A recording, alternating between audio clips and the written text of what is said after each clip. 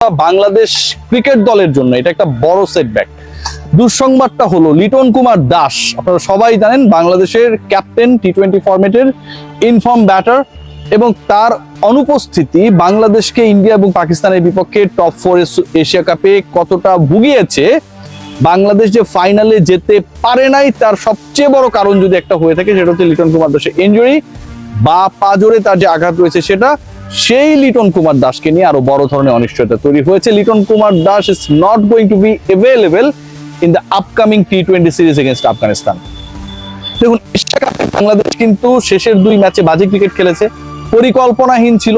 জাকের আলী অনিক যে ধরনের ক্যাপ্টেন্সি, যে ধরনের কিপিং, যে ধরনের দৃষ্টিকটু বাজে ব্যাটিং করেছে, পুরো দলকে ডুবিয়েছেন, এটা প্রশ্নাতীত ভাবে আসলে কোনোভাবেই গ্রহণযোগ্য না। কিন্তু এই সিচুয়েশনের আগে, মানে লাস্ট 2টা ম্যাচের আগে যদি বাংলাদেশের আমরা পারফরমেন্স দেখি, তাহলে বাংলাদেশ সুপার 4-এ যোগ্য দল হিসেবে টানা 2 ম্যাচ জিতে কোয়ালিফাই করেছিল, মাঝখানে শ্রীলঙ্কার বিপক্ষে পরাজিত ছিল। সুপার 4-এ প্রথম ম্যাচে শ্রীলঙ্কার বিপক্ষে convincing win we registered. Bangladesh দল তার মানে ভালোই খেলছিল। বাংলাদেশের খারাপ খেলাটা শুরু হলো কখন? লিটনকে আমি অনেক সমালোচনা করি, to be very honest, but as a captain and a performer and a different Liton Kumar Das in the Asia Cup, বাংলাদেশকে যেভাবে সার্ভ করেছে এবং বাংলাদেশকে যেভাবে ঋণী করেছে, to be very honest, Bangladesh কিন্তু ফাইনালে যাওয়ার স্বপ্নটা দেখছিল। প্রথম ম্যাচ খেলার পরে, শ্রীলঙ্কার এগেনস্টে খেলার পরে লিটন কুমার দাস যখন পাকিস্তান এবং ইন্ডিয়ার এগেনস্টে আনএভেলেবল হয়ে গেলেন, বাংলাদেশ দলের ক্যাপ্টেন্সি, বাংলাদেশ দলের ব্যাটিং অর্ডার, বাংলাদেশ দলের পারফরমেন্স সবকিছু এলোমেলো হয়ে গেছে। সবকিছুতে এমন একটা বিচ্ছিরি অবস্থা তৈরি হয়েছিল যে ওই জায়গাটা রিপ্লেস করবে কে, কেউ করতে পারে নাই। লিটনের না থাকার কারণে বাংলাদেশ দলে নাম্বার 4-এ শাক মেহেদীকে ব্যাট করতে পাঠানো হয়েছিল। এরপরে ব্যাটার যারা, তারা আসলে স্লগ ওভার্সে ব্যাট করবে, তাদেরকে দিয়ে আমরা 14-15 ওভার খেলিয়েছি। একজন ক্রিকেটারের না থাকা বাংলাদেশ দলকে কতটা ভুগিয়েছে আমার কাছে মনে হয় আপনাদের কাছে ক্লিয়ার হয়ে গেছে। সেই Liton Kumar Das, Asia cup ultimately আমাদের প্রিপারেশনের মঞ্চ, কিন্তু সামনে টি-20 বিশ্বকাপ রয়েছে। বাংলাদেশ টানা 3টা সিরিজে জিতেছে, শ্রীলঙ্কার এগেনস্টে, আফগানিস্তানের এগেনস্টে, 2টা শক্তিশালী দল টি-20-তে। শ্রীলঙ্কা গতকাল কি ফাইটটাই দিল ইন্ডিয়ার বিপক্ষে, তাদের এগেনস্টে ব্যাক টু ব্যাক ম্যাচ জিতেছে এশিয়া কাপে লিটনের ক্যাপ্টেন্সিতে। সেই লিটন কুমার দাস আপকামিং সিরিজে আফগানিস্তানের বিপক্ষে থাকছেন না। 2 তারিখ থেকে যে সিরিজটা শুরু হবে, এটা কোনোভাবেই আমাদের জন্য, বাংলাদেশ দলের জন্য, বাংলাদেশের প্রিপারেশনের জন্য এন্ড লিটনের জন্য অ্যাকসেপ্টেবল না।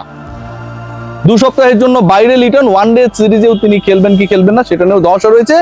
এবং লিটনের না থাকাটা যতটা কষ্টের, তার থেকে বেশি কষ্টের হতে যাচ্ছে লিটনকে ক্যাপ্টেন্সিতে রিপ্লেস করতে যাচ্ছেন।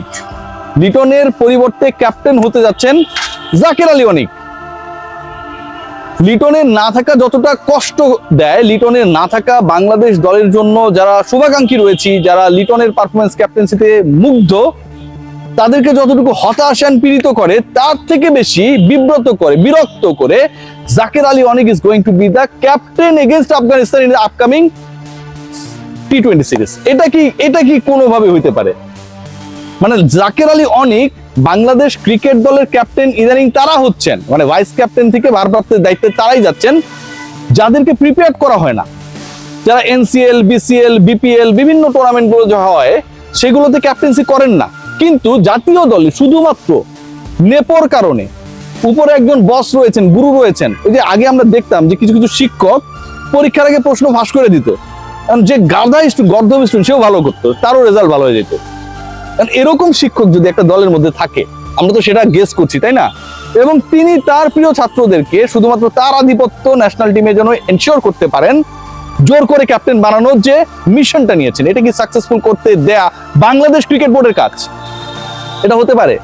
আপনারা চোখ বন্ধ করে বলুন না যে জাকের আলী অনিক বাংলাদেশ দলের ক্যাপ্টেন, এটাকে আপনারা অ্যাকসেপ্ট করেন?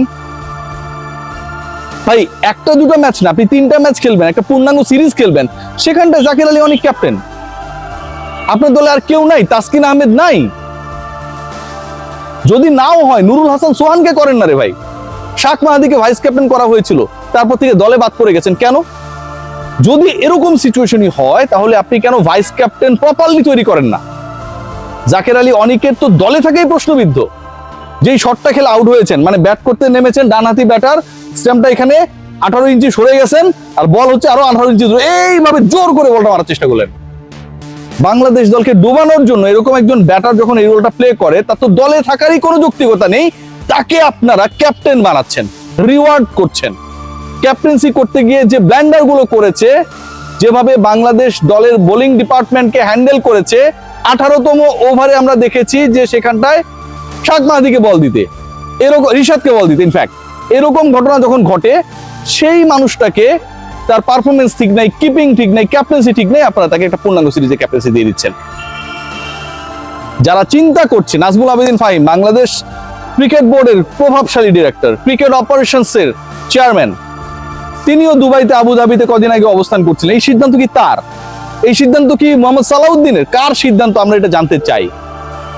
এত বড় একটা সিদ্ধান্ত, যেখানটায় এমন একজন ক্রিকেটারকে দায়িত্ব দেওয়া হতে যাচ্ছে যার দলে থাকা প্রশ্নবিদ্ধ।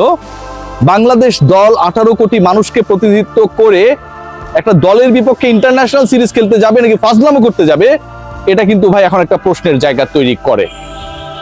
লিটনের জায়গায় কে খেলবেন, ওই জায়গাটা রিপ্লেসমেন্টে কারা ঢুকতে পারেন, দলে নিশ্চয়ই কিছু নতুন খেলোয়াড় ঢুকবেন। সেই জায়গায় যেটা শোনা যাচ্ছে আফিফ হোসেন ধ্রুবর নাম ভালো করেছেন, এবং টপ অর্ডারে যদি সেটা করা হয় তাহলে সৌম্য সরকারকে খেলানোর একটা পরিকল্পনা রয়েছে।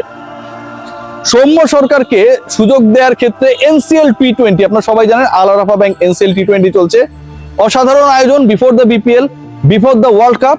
এবং এই আল আরাফা ব্যাংক এনসিএল টি20তে বাংলাদেশের ক্রিকেটাররা অন্তত 20 ওভারই ক্রিকেটে একটা প্রপার প্রিপারেশন নিচ্ছে। সেখানটায় সৌম্য সরকার গতদিনে একটা দারুণ ইনিংস খেলেছেন। গতদিন সেখানটা আমরা নাজমুল হোসেন শান্তকে ভালো খেলতে দেখেছি, আমরা দেখেছি আফিফ হোসেন ধ্রুব, তিনি এক্সেলারেট করেছেন, হাফ সেঞ্চুরি করেছেন, একটু স্লো ছিলেন, 111 স্ট্রাইক রেটে ব্যাট করেছেন। বাট মিডল অর্ডারে বাংলাদেশের যে বিশাল গ্যাপ, নাম্বার 4-এ যে আমরা প্রপার ক্রিকেটার পাই না, নাম্বার 3-তে প্রপার ক্রিকেটার পাই না, এই যে গ্যাপ, তাওহিদ হৃদয় 3-এ চলে আসলে 4-এ কে খেলবে, এই যে প্রশ্ন, এই প্রশ্নের উত্তর আমরা খুঁজে পাই না। সেখানটায় আফিফ হোসেন ধ্রুব আমার কাছে মনে হয় যতটুকু শোনা যাচ্ছে একটা রিপ্লেসমেন্ট হতে যাচ্ছেন। সেটা যদি হয় ভালো। একই সাথে আমি মনে করি যে মাহিদুল ইসলাম অঙ্কনের মতো কিছু ক্রিকেটার রয়েছেন যাদেরকে আসলে চান্সেস দেওয়া উচিত। যেই ক্রিকেটাররা আলটিমেটলি আমার ওয়ার্ল্ড কাপের পাইপলাইনে থাকবে, যেই ক্রিকেটারদেরকে আমি আমার আউট অফ ফর্ম ক্রিকেটারদের রিপ্লেসমেন্ট হিসেবে ফিউচারে ইউজ করব। ফেব্রুয়ারিতে টি20 বিশ্বকাপ আপনারা সবাই জানেন, তাদেরকে যদি আফগানিস্তানের মতো সিরিজগুলোতে না খেলিয়ে, না প্রিপেয়ার করে আমরা ডিরেক্ট কারো রিপ্লেসমেন্টে খেলানোর চেষ্টা করি, যে কোনো একটা উদ্ভূত পরিস্থিতিতে জাকের আলী অনেককে যেভাবে ক্যাপ্টেন্সি দেওয়া হয়েছে অ্যাপ্লাই করার চেষ্টা করি, সেটা কিন্তু ঠিক হবে না। সাইফ হাসান দেখেন চান্স পাওয়ার পর যেভাবে খেলেছে, বাংলাদেশের পাইপলাইনে অন্তত আরো 3-4জন ক্রিকেটার রয়েছে। মিডল অর্ডারে আপনি সাব্বির রহমানকে কাজে লাগান, কেন লাগানো যাচ্ছে না? সুযোগ দেন, একটা সুযোগ দেন। সাইফকে আপনি প্রসেসের মধ্যে রেখেছেন ভালো করার পর, আপনারা কি সাব্বিরকে প্রসেসে রেখেছেন, আফিফকে প্রপার প্রসেসে রেখেছেন? রাখা হয় নাই ভাই। সৌম্য সরকার ভুতুরে ইনজুরিতে বাদ পড়ে যাওয়ার পর কোথাও নেই। এই যে ইস্যুস গুলো ক্রিয়েট হয়েছে days after days, months after months, Bangladesh দলকে সবচেয়ে বেশি ভুগিয়েছে এগুলোই। So let's see what happen. আমার কাছে মনে হয় লিটন কুমার দাসের না থাকাটা বাংলাদেশ দলের জন্য একটা বিশাল সেটব্যাক। একই সাথে তার থেকেও বড় বিরক্তিকর বিব্রতকর ঘটনা ঘটতে যাচ্ছে। Jaker Ali Anik is going to be the captain of Bangladesh in the upcoming series. যার দলে থাকা নিয়েই প্রশ্ন চাইলে আপনি তুলতে পারেন, তাকে যদি আপনি দলের নেতা বানিয়ে দেন তাহলে এর থেকে দুঃখজনক কোনো কিছু হয় না। প্রশ্ন যেটা, তাকে নেতা বানানোর এই সিদ্ধান্তটা কে নিল? নাজমুল আবেদিন ফাহিম, আমিনুল ইসলাম বুলবুল, মোহাম্মদ সালাউদ্দিন নাকি ফিল সিমন্স? এটা জানার অধিকার জাতির রয়েছে। সবাই ভালো থাকবেন।